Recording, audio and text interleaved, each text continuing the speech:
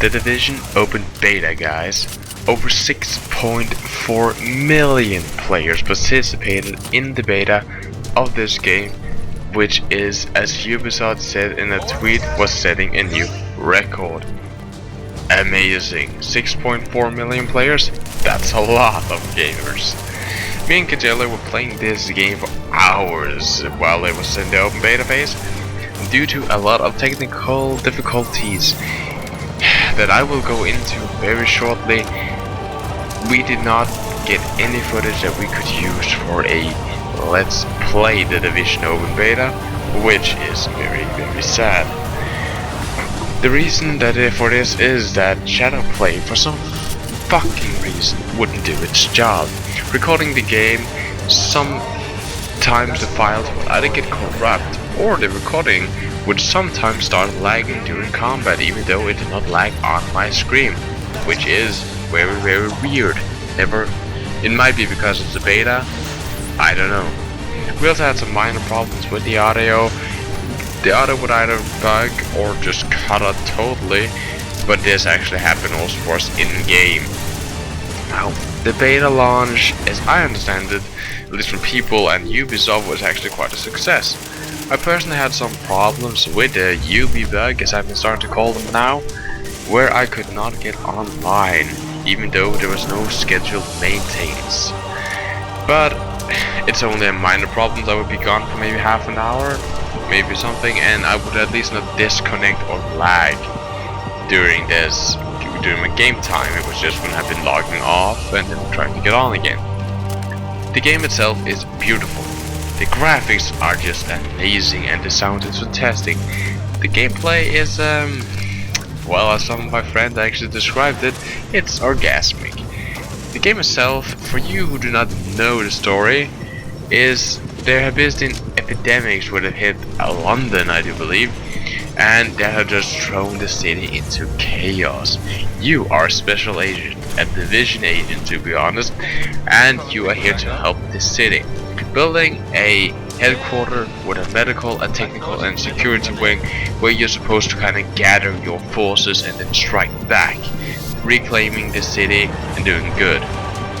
You have to then do a lot of quests and also side quests and maybe even venture into the dark zone if you wanted good loot. The game is a third-person shooter slash RPG slash survival game. Killing enemies will reward you in EXP and loot, even though if you want the best loot in the game, you have to venture into the fearful dark zone. A place where not just enemies are tough as a bull, but where PvP is activated. What I really found excited about Dark Zone was that if you get any kind of loot in the Dark Zone, it will be infected, meaning that you cannot use the loot until you have gotten the loot on the chopper and evac'd it.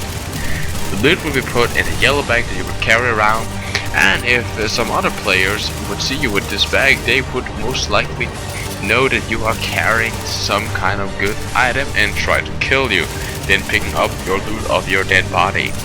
Really good RPG style.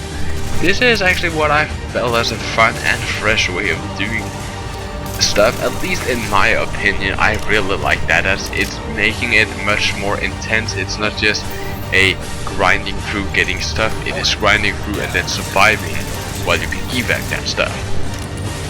The combat system is built as a cover-to-cover system, which means that you have to move, you fire, you move, you fire, you move, you fire, and so on.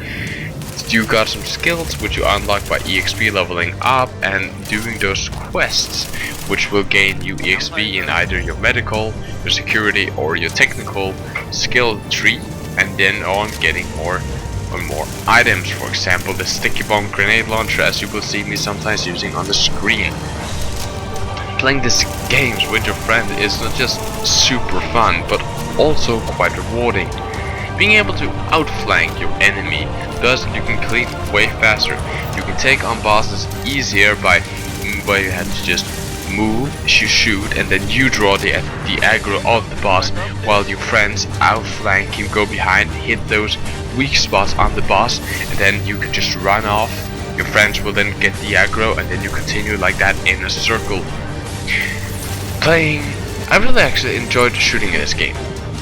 The firing system is just so good. Actually reminds me a bit of Agent 47, Hitman Absolution, the shooting techniques in there. It reminds me a little bit. You really enjoy firing the weapons. Personally, I had this problem where I fired my main weapon, my main primary, then I switched to my second primary, and then I pulled my sidearm, my handgun. And then when I was supposed to, oh okay, I'm out of ammo again, then I would switch back to the primary, but all my weapons would be out of ammo. So I had to reload all 3 weapons, and you know, that was kind of irritating, and I think I actually did that because I really just enjoyed firing weapons in this game. It's something about the sound, it's something about how, you know, the character reacts when it fires, and how it looks on the screen. I especially enjoyed firing the handgun, which is why I think I was pulling it out so much and firing when my other guns were out instead of just going back to cover and reloading my main guns. This game is really good. It is one of the better titles that are coming out this year. Personally, I'm not quite sure if I'm gonna play this game as much as I should be, because I'm busy with a lot of other games. I'm waiting for Battlefield 2016 that's coming out, Escape from Tarkov, Can, and other games. At least I am considering playing it. Now, I do hope that you enjoyed this review. If you do, if you did, my bad, drop a comment and a like. While you're at that, you know, subscribing to us really means a lot to us. I really hope you enjoy it. Jonah out.